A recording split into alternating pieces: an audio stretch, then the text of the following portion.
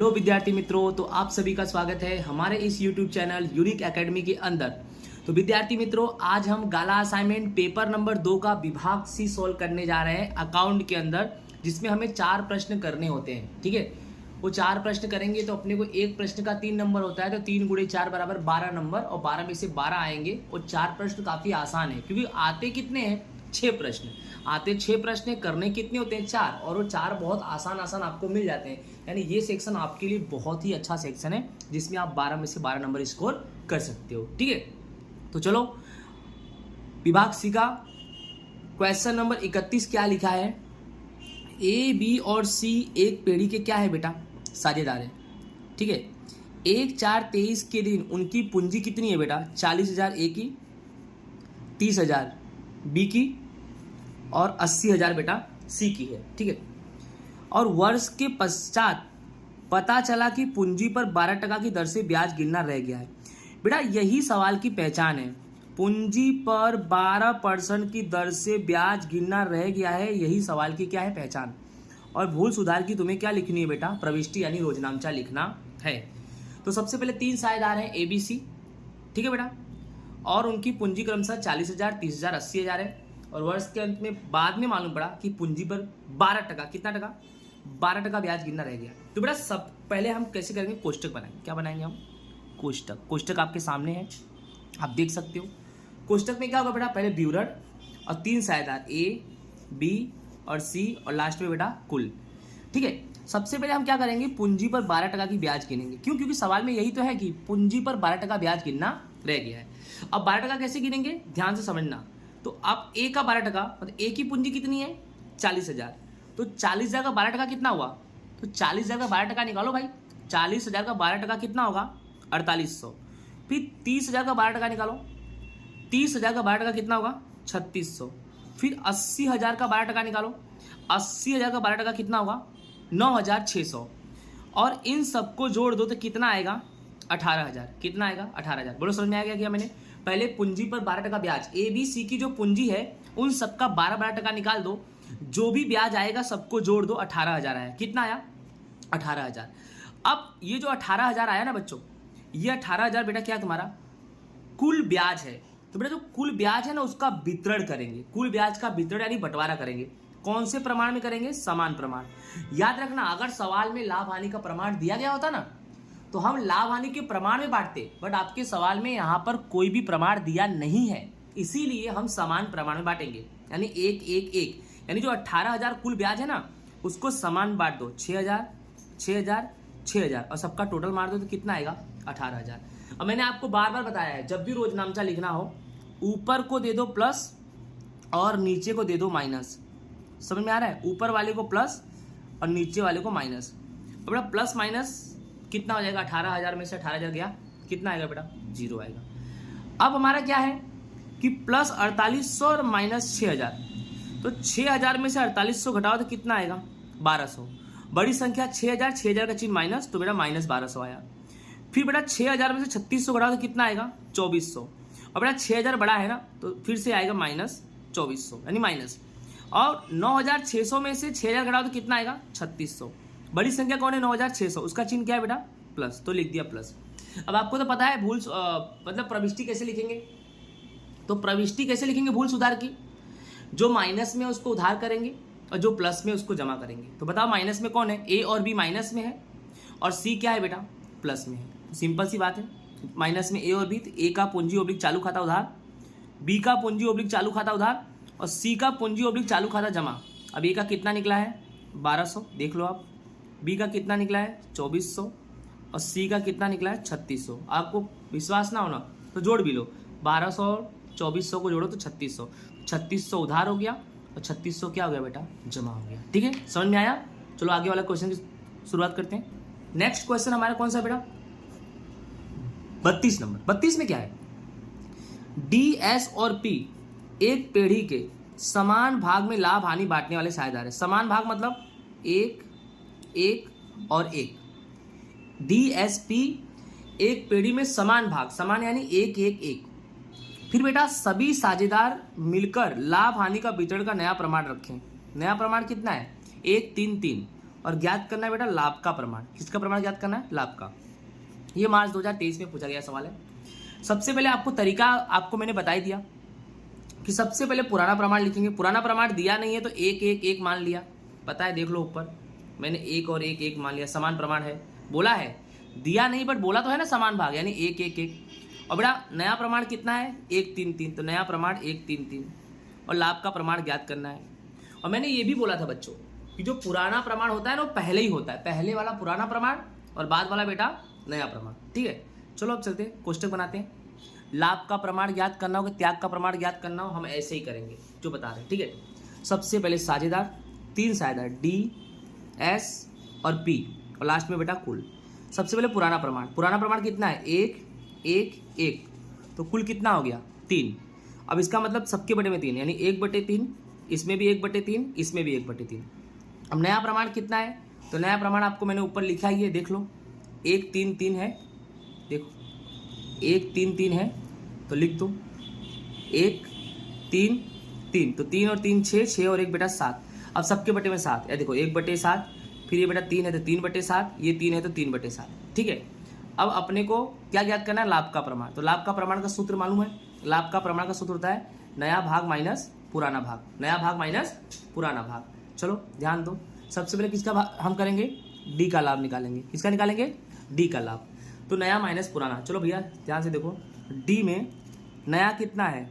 1/7 और पुराना कितना है? 1/3। 1/7 में से 1/3 घटा दो, देखो 1/7 माइनस 1/7 माइनस 1/3, 3 एक कम 3 माइनस 7 एक कम 7, फिर बटे में 7 क्या है? 21, 3 में से 7 गया माइनस 4/21। और लाभ के प्रमाण में अगर उत्तर माइनस में आए तो क्या होगा? त्याग। ठीक उसी प्रकार हम एस का लाभ निकालेंगे। तो एस में ध्यान दो, देखो भैया एस में नया कितना है? 3/7 और पुराना कितना है? 1/3, तो देख लो 3/7 माइनस 1/3, 3 तिहाई 9, 7 एक कम 7, बीच में माइनस और 7 तिहाई 21, 9 में से 7 गया 2, 2/21। अब उत्तर लाभ के प्रमाण में प्लस में आए तो लाभ होगा। ठीक है, ठीक उसी प्रकार बेटा किसका निकालेंगे हम? पी का। तो पी का नया हिस्सा कितना है? नया प्रमाण कितना है? 3/7 और पुराना 1/3, यानी सेम टू सेम ही आएगा। देख लो पी का क्या है? 3/7 माइनस 1/3, 3 तिहाई 9, 7 एक कम 7, बीच में माइनस 7 तिहाई 21, 9 में से 7 गया 2, 2/21, तो उत्तर में क्या आएगा बेटा? लाभ आएगा। यानी लाभ का प्रमाण जब भी ज्ञात करेंगे उत्तर माइनस में आए तो त्याग और उत्तर प्लस में आए तो लाभ। आई होप आपको समझ में आ गया होगा। ओके, नेक्स्ट बच्चों हमारा जो क्वेश्चन नंबर 33 है वो क्या है? संक्षिप्त टिप्पणी लिखना है, वो भी किसके ऊपर? वसूली खाता के ऊपर। बहुत अच्छे से मैंने इसमें लिखा है, आप उसे आसानी से याद भी कर सकते हो। तो वसूली खाता पे हमें क्या लिखनी है? टिप्पणी। तो सबसे पहला जो पॉइंट है कि इसका दूसरा नाम माल संपादन खाता है। वसूली खाता का दूसरा नाम क्या है बेटा? माल संपादन खाता। ठीक है, उसके बाद क्या है कि पेढ़ी की सभी संपत्ति और दायित्व का हिसाबी निपटारा देने हेतु ये खाता बनाया जाता है। यानी पेढ़ी की सभी संपत्तियों और दायित्व का हिसाबी निपटारा इसी के द्वारा होता है, यानी वसूली खाता के द्वारा ही सभी प्रकार की संपत्ति और दायित्व का हिसाबी निपटारा किया जाता है।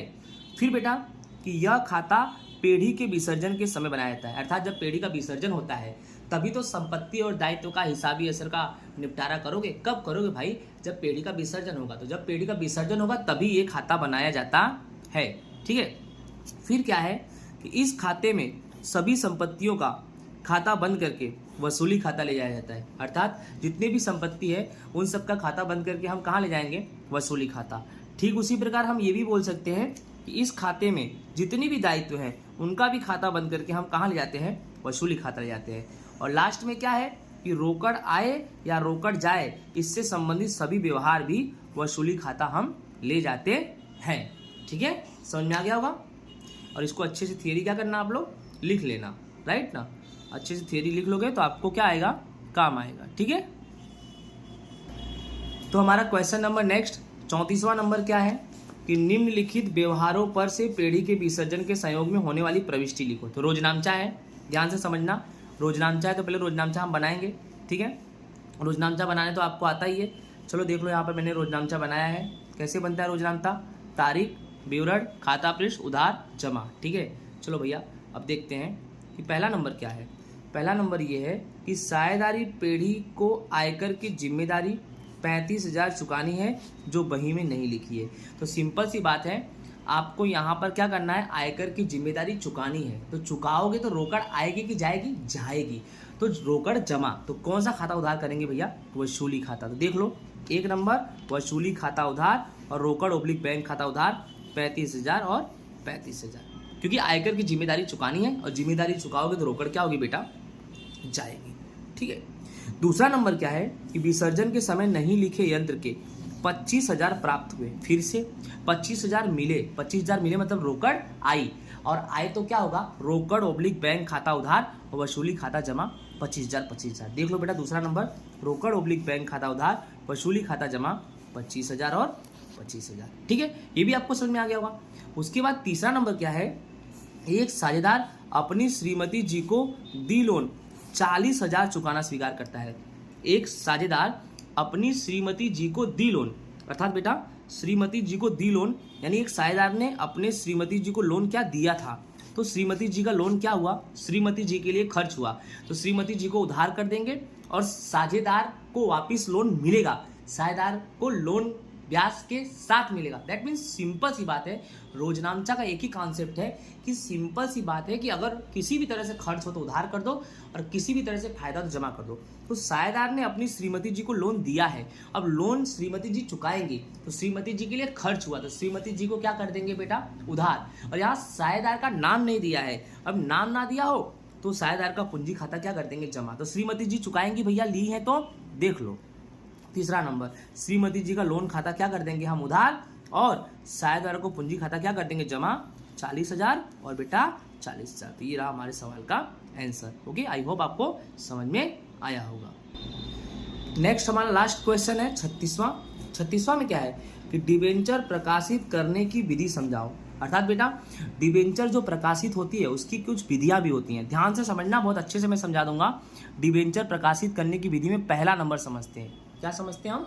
पहला नंबर हमारा क्या है बेटा कि जब कंपनी को, ठीक है, जब कंपनी को डिबेंचर प्रकाशित करना हो तब कंपनी की डायरेक्टर्स बोर्ड ऑफ डायरेक्टर्स से मंजूरी लेती है। यानी जो कंपनी को या जिस कंपनी को डिबेंचर प्रकाशित करना रहेगा वो कंपनी का डायरेक्टर्स बोर्ड ऑफ डायरेक्टर्स से मंजूरी लेगा, कि बोर्ड ऑफ डायरेक्टर्स जब मंजूरी देगा कि कंपनी को कि तुम डिबेंचर प्रकाशित करो तो ही कंपनी डिबेंचर प्रकाशित कर सकती है, अदरवाइज नहीं कर सकती है। यानी कंपनी को डिबेंचर प्रकाशित करना है तो कंपनी को बोर्ड ऑफ डायरेक्टर से परमिशन, मंजूरी लेना पड़ेगा, और जब कंपनी बोर्ड ऑफ डायरेक्टर से मंजूरी लेने जाएगी तो कंपनी को ये सब लेके जाना पड़ेगा कि डिबेंचर की रकम क्या होनी चाहिए, डिबेंचर की संख्या कितनी होनी चाहिए, डिबेंचर पर ब्याज की रकम क्या होनी चाहिए इत्यादि का उल्लेख होता है। ये सब डिटेल्स लेके जाएगा, बोर्ड ऑफ डायरेक्टर उसे पढ़ेगा और पढ़ने के बाद ही मंजूरी देगा। तो पहला नंबर आप समझ गए होंगे। दूसरा नंबर क्या है कि कंपनी को सेबी के प्रावधानों का पालन करना पड़ेगा। सेबी मतलब security exchange board of India. कोई भी धोखाधड़ी ना हो, वित्तीय व्यवहार संबंधित कोई भी धोखाधड़ी ना हो, उसका सेबी क्या करती है? बहुत ही देखभाल करती है, बहुत ही समझ लो सेंसिटिव है। सेबी मतलब शेयर मार्केट में बहुत ही ज़्यादा कंट्रोलेशन का काम करती है, नियंत्रण का काम करती है कि कुछ हो ना, ठीक है। यानी हर एक प्रकार की जानकारी का जांच पड़ताल करने के बाद ही कंपनी को डिबेंचर प्रकाशित करने का अनुमति देती है बोर्ड ऑफ डायरेक्टर्स की मीटिंग। उसके बाद भी सेबी का ध्यान रहता है। कंपनी को सेबी के प्रावधानों का पालन करना पड़ता है, अर्थात कंपनी जब सेबी के प्रावधान का पालन करेगी तभी वो डिबेंचर प्रकाशित कर सकती है। अर्थात सर्वप्रथम कंपनी को विज्ञापन करना पड़ता है जिससे आम जनता को कंपनी के बारे में जानकारी प्राप्त हो। सेबी बोलता है, सेबी क्या बोलता है? कोई भी कंपनी को डिबेंचर प्रकाशित करना है तो बोर्ड ऑफ डायरेक्टर्स में मंजूरी प्राप्त करना है, वो तो करना ही है, और साथ ही साथ कंपनी को अपनी कंपनी का विज्ञापन करना पड़ेगा, प्रचार प्रसार करना पड़ेगा, जिससे आम जनता को पता चले कि कंपनी किसका है, कंपनी का मालिक कौन है, कंपनी में इन्वेस्टमेंट कितने का हो रहा है, दुनिया भर की बात, कंपनी में क्या होगा, सब कुछ आम जनता को पता होना चाहिए, क्योंकि आम जनता से ही तो कंपनी उधार लेती है कंपनी चलाने के लिए, ठीक है। तीसरा क्या है?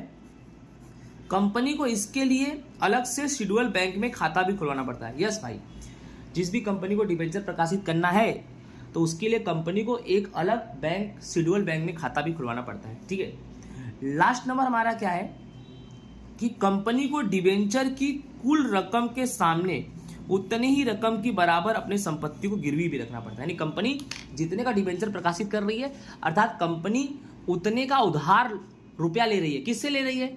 आम जनता के पास से। और अगर कंपनी बीच में डूब गई या घोटाले में चली गई या कंपनी का मालिक भागने का प्रयास किया, ठीक है, अपना देश छोड़ के दूसरे देश में भागने का प्रयास किया, तो बजाय डिबेंचर धारकों क्या होगा? जो लोगों ने पैसा लगाया उन लोगों का क्या होगा? बर्बादी हो जाएगी ना। तो उसका भी एक निवारण है कि जो भी कंपनी जितने का डिबेंचर प्रकाशित करती है ना, उस रकम के सामने उतने ही रकम का उस कंपनी के मालिक से उसकी संपत्ति को क्या रखा जाता है? गिरवी रखा जाता है। अगर कोई धोखाधड़ी मालिक करता है तो डिबेंचर धारकों को उसका पैसा वही कंपनी के मालिक की गिरवी रखी गई संपत्ति को बेचकर क्या कर दिया जाता है? चुका दिया जाता है। ओके बेटा, इसी के साथ हमारा जो पेपर नंबर 2 गाला असाइनमेंट सेक्शन सी विषय अकाउंट पूरा होता है। आई होप आपको समझ में आया होगा। धन्यवाद। राधे राधे।